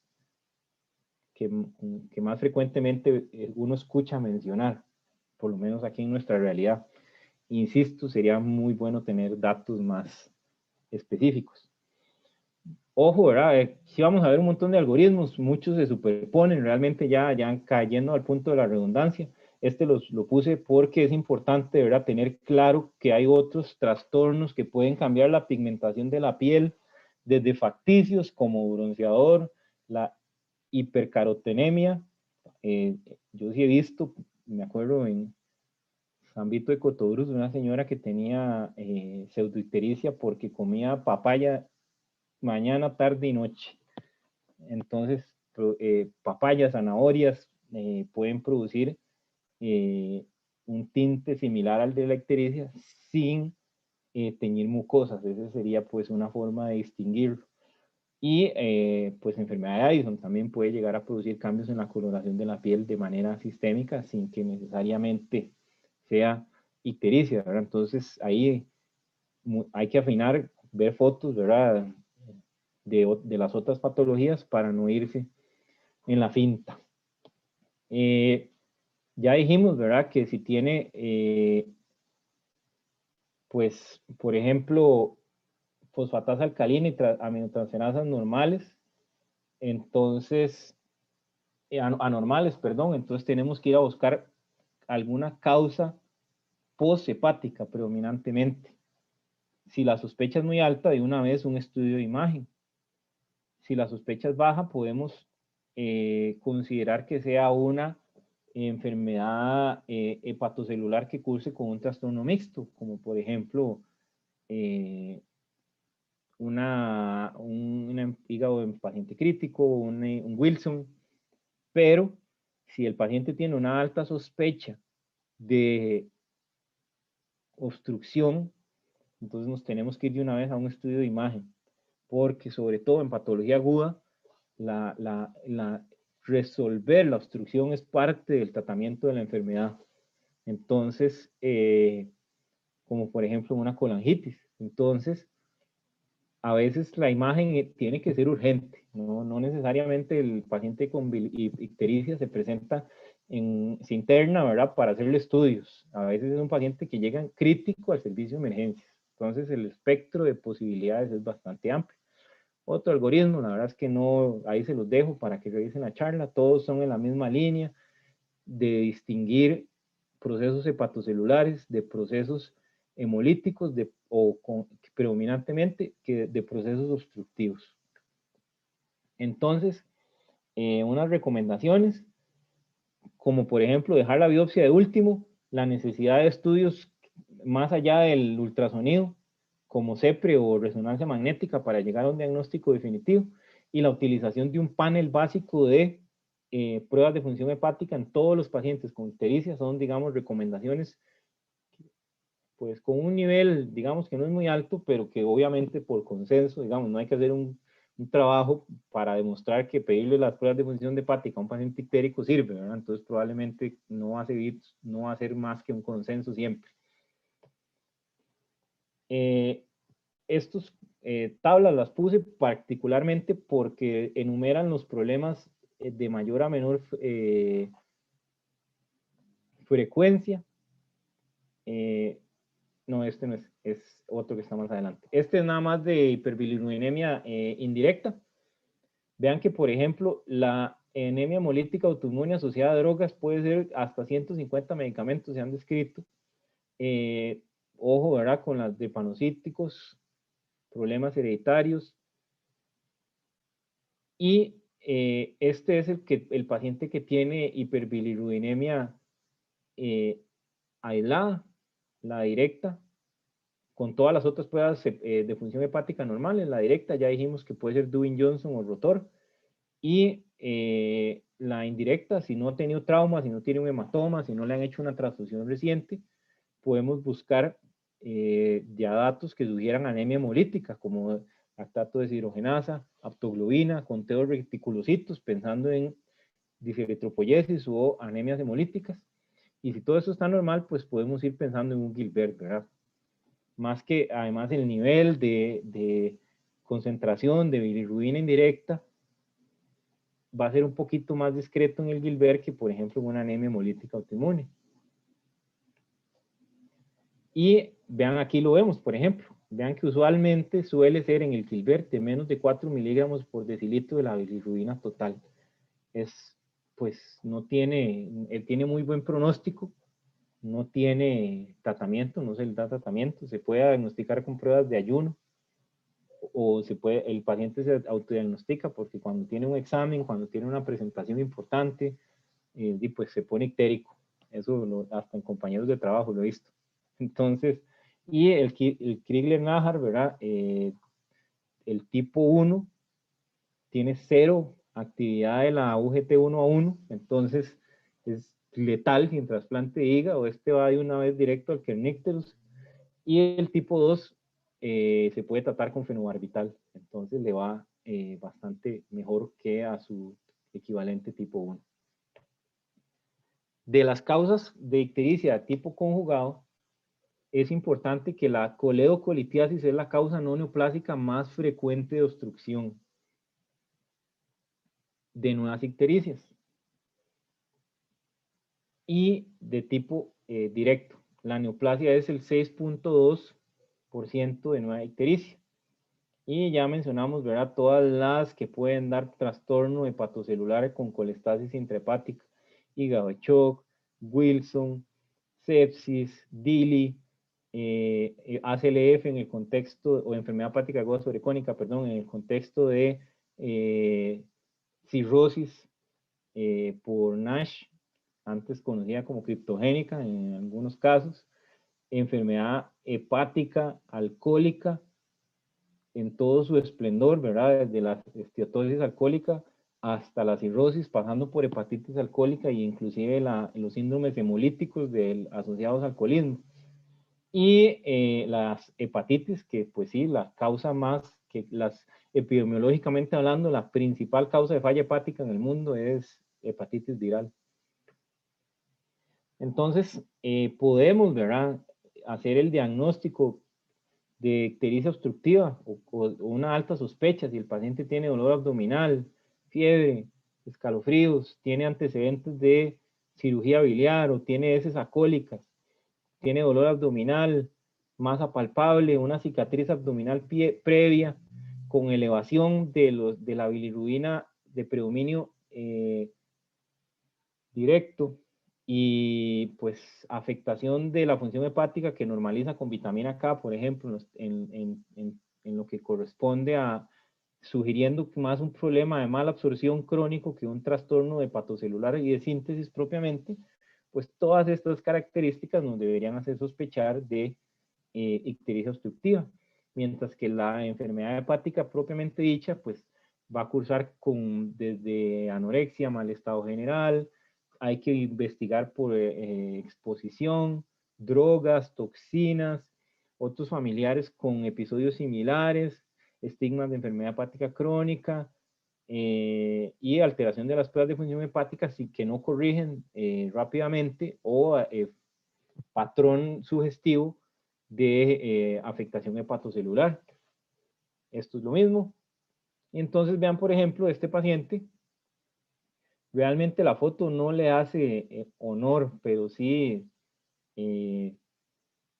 pues está bastante amarillo. Este paciente, pues es un paciente que se está recuperando de una enfermedad crítica bastante importante y una de las características que ha tenido su evolución es que empezó a desarrollar una hiperbilirubinemia. Entonces, de hecho, esta foto la tomé ayer. Vean que una bilirrubina total y cómo nos da el examen de laboratorio, nos da las fracciones. En este caso, ¿verdad?, llama mucho la atención que este paciente pues tiene una hiperbilirubinemia tipo directo. Sin embargo, todos los estudios de imágenes, incluyendo la tomografía, pues están normales. Entonces, da la impresión de que es una colestasis de paciente crítico. Y eso lo vemos con alguna frecuencia.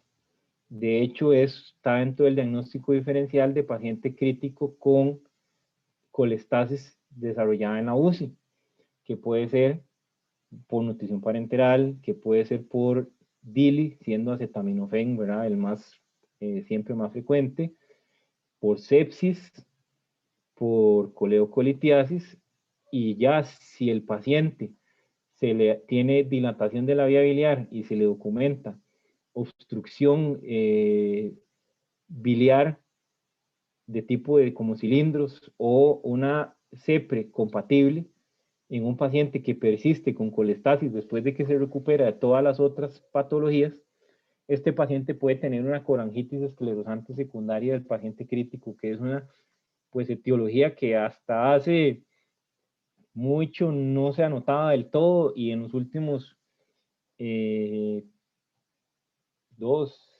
años hay reportes bastante como de ya 300 pacientes que se les ha documentado colangitis esclerosante secundaria, que parece que es por una componente multifactorial, sobre todo por isquemia crónica de la vía biliar.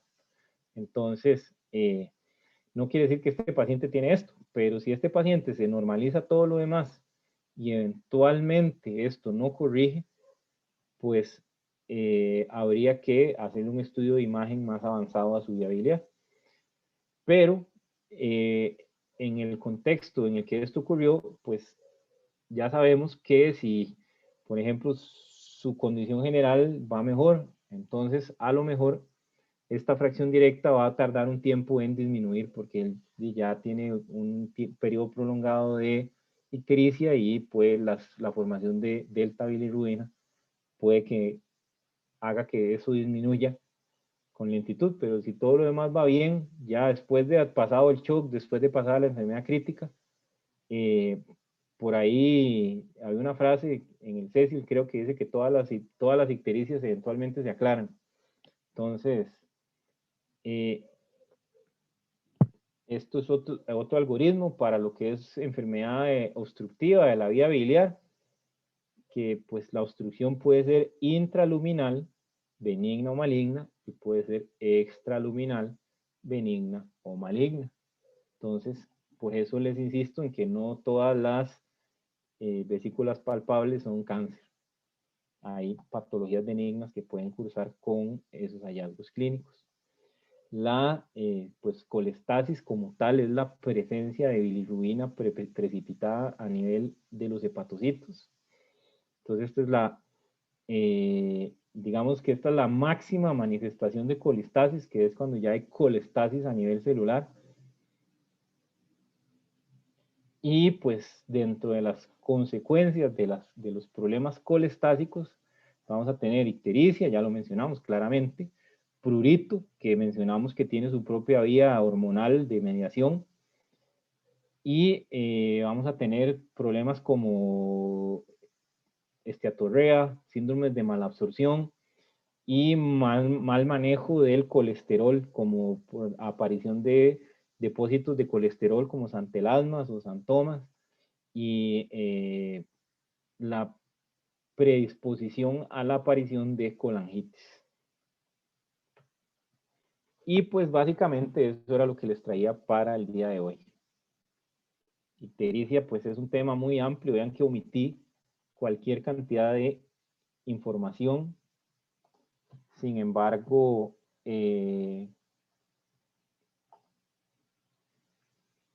podemos ubicarnos de una manera muy sistemática, muy metódica, en lo que le está sucediendo al paciente.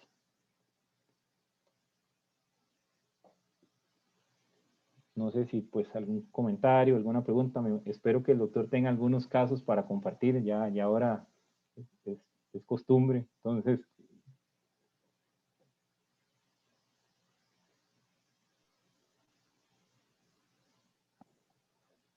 sí, bueno, muy interesante, ¿verdad? Todo esto que hablaste fue una actualización y sobre todo de algunos aspectos que anteriormente tal vez porque no revisamos tan exhaustivamente no comprendíamos.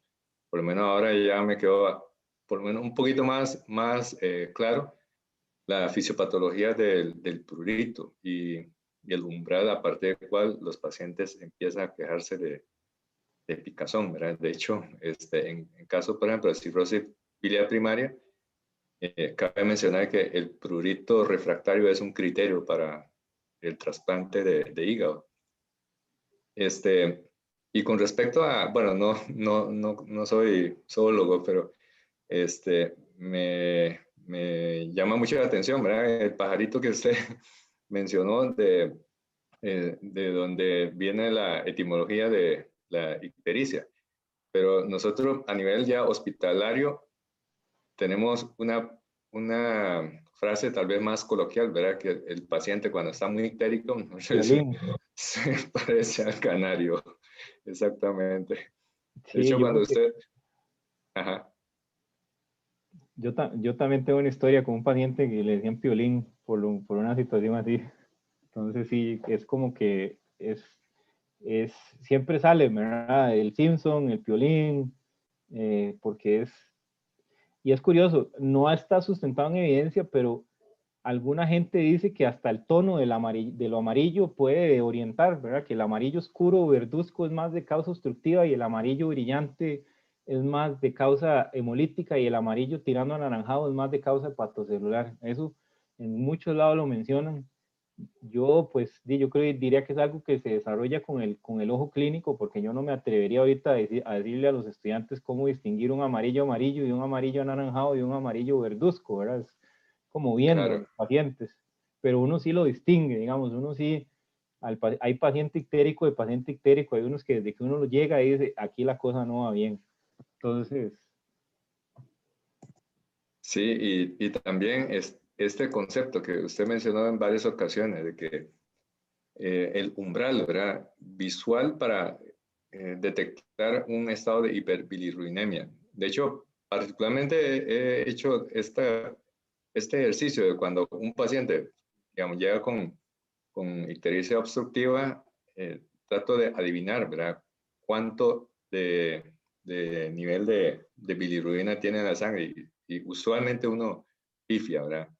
Y decirle que a partir de 2.5, 3 miligramos por decilitro y que si eso ya es el umbral para detectar una ictericia, eso es muy,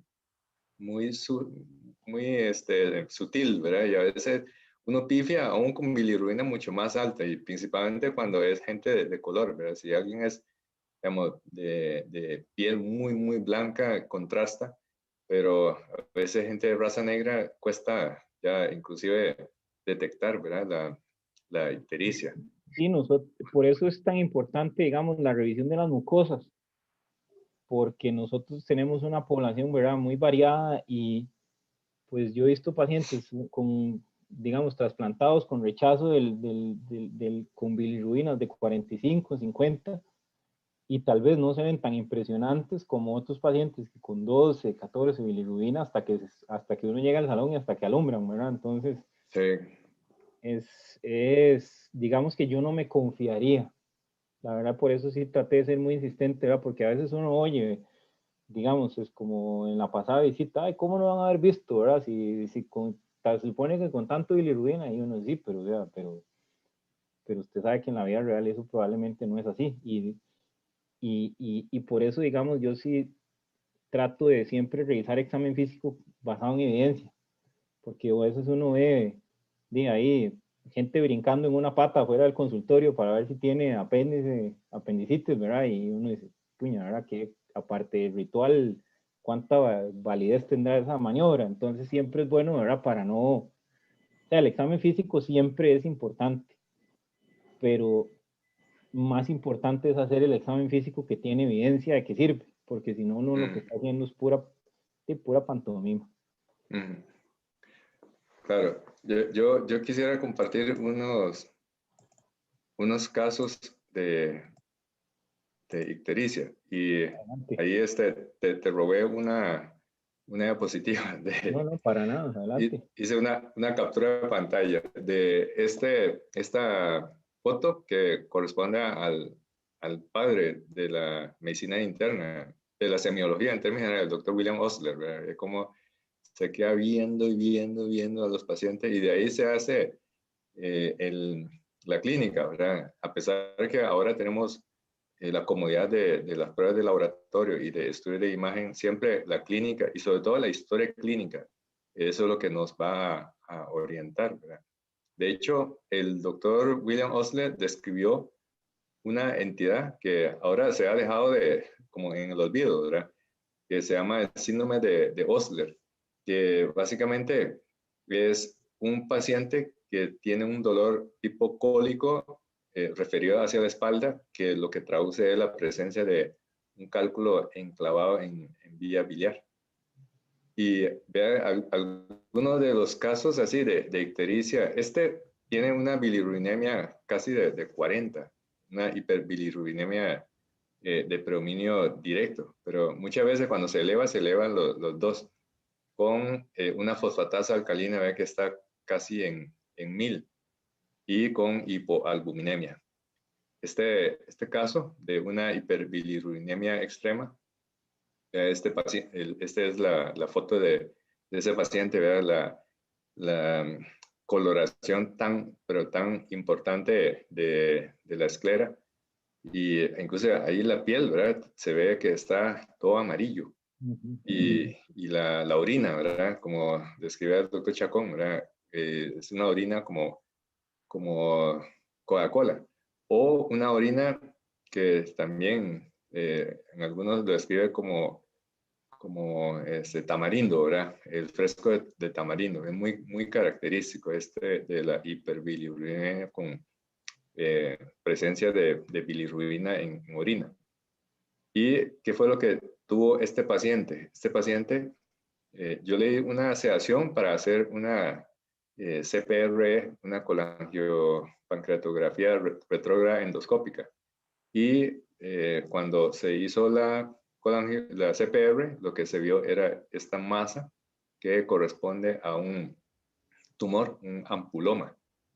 Y ese paciente, uno se pregunta, ¿pero cómo? Con esa bilirrubina tan elevada tuvo que haber consultado mucho antes. Pues este es el típico caso clínico de que es una ictericia indolora. De vez en cuando tiene alguna molestia, pero como que el tumor se necrosa y cede un poco la obstrucción. Pero a diferencia de un cálculo bien enclavado en la ámpula de Vater, los ampulomas suelen ser relativamente asintomáticos. De hecho, ese paciente tenía una coloración así como de piolín, ¿verdad? Canario, y dolor él nunca tuvo. Y vean ustedes, aquí está el reporte. Este es el antígeno CA19-9 más alto que he visto, ¿verdad? Eso fue el 2011. 15,000, no sé cuánto es el umbral máximo de detección, ¿verdad? Pero dice asterisco 15,528, ¿verdad? Y este paciente no duró mucho, porque era un cáncer bastante ya avanzado. Y también la historia clínica. Hay pacientes ictéricos que hay datos que sugieren que se trata de un paciente con una hepatopatía crónica. Esta paciente tiene una, entre comillas, cirrosis criptogénica. Y esto que se ve aquí es una araña vascular. Literalmente lo que hay es una arteriola en el centro que se vasodilata y a su alrededor tiene una red que parece como una arañita. Por eso se llama araña vascular. La fisiopatología no está muy clara. Algunos plantean de que como el hígado es necesario para destoxificar sustancias vasodilatadoras, entonces que eso puede ser la causa de una vasodilatación cutánea selectiva. Igual, todo esto es como puras hipótesis. Sí se sabe la asociación, pero lo que no se sabe es el mecanismo para la producción de esta sintomatología. Es como los pacientes que tiene cariopatías cianógenas. Tiene dedo bolillo tambor, uñas de vidrio de reloj, sabemos la asociación, pero ¿cuál es el mecanismo para generar esto? Todavía es uno de los grandes enigmas de la medicina actual.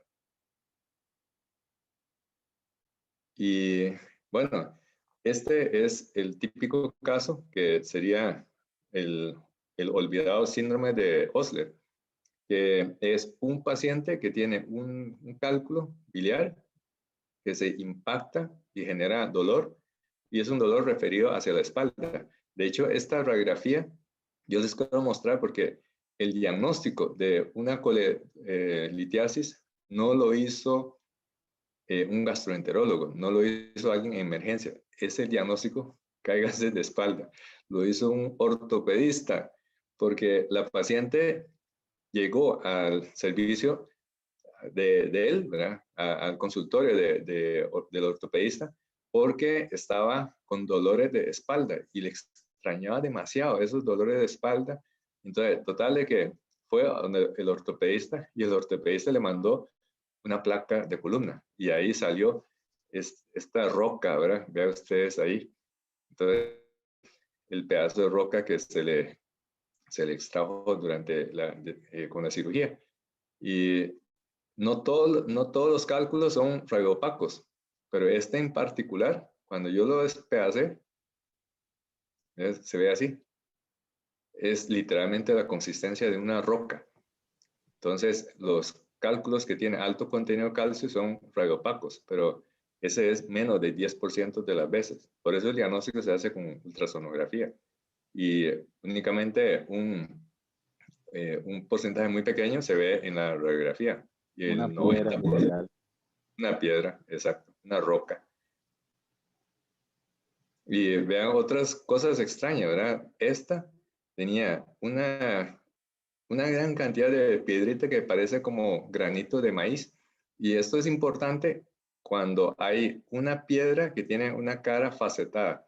Entonces, cuando el cirujano encuentra una piedra en una vesícula, una única piedra con características facetadas, es porque la otra roca se fue a vía biliar, ¿verdad? Porque la única manera para que se dé esta característica así facetada es el pulimiento o el roce piedra con piedra, ¿verdad? Normalmente si es una piedra única, tiene una forma más o menos ovalada. A veces tiene una superficie, digamos, como irregular, como de este paciente, ¿verdad? Que era una piedra única y no había, digamos, faceta. En cambio aquí, vean la gran cantidad de piedra y todas por estar moliéndose una contra otra, produce esa característica. Se pulen. Se pulen entre sí, ¿verdad? Y si hay una única piedra ahí, significa que la otra o las otras se han ido para colédoco. Y vean ustedes qué impresionante esto. Esto cuando lo vi, me parece como caviar de un esturión de mar Caspio, ¿verdad? Porque literalmente era así, ¿verdad? Una cantidad impresionante. Y eso significa de que para la génesis de los cálculos biliares hay un montón de mecanismos, un montón de vías metabólicas y eso lo hace interesante, ¿verdad? No todos los que tienen colelitiasis tienen el mismo mecanismo, ¿verdad? Hay muchos. Estos casos así de rocas de esa característica, de ese color, usualmente son de pacientes con hiperbilirubinemia crónica secundario a hemólisis. Eso era lo que les quería mostrar y a veces, vea, esto sí es impresionante, ¿verdad? El tamaño de un huevo, ¿verdad? De hecho, la cirugía se hizo por laparoscopía, pero no salía y esa piedra no salía. Entonces tuvieron que hacer una herida que bien hubiera sido prácticamente mejor hacer la colecistectomía abierta porque se tuvo que hacer una herida muy grande para sacar esta roca. Y cuando lo sacamos de la pared de la vesícula, vean ustedes esto. Este es mi dedo y esta es la roca. Es como el tamaño de un huevo, ¿verdad? Bueno, muchas gracias. Y también muchas gracias al doctor Chacón, ¿verdad? Por esta interesante revisión. Ya quedó grabado. Y ahorita les comparto el archivo para que la puedan revisar. Ah, ok, perfecto. Dice, no sé si alguien tiene alguna duda o alguna pregunta con respecto a este tema de la ictericia. De no. Sí, Hay el mucho mensaje. hay mucho que revisar, lastimosamente. Yo sé pero de ahí, a veces hay que vender levadura, no solo pan, entonces, pues por lo menos ahí les queda la espinita.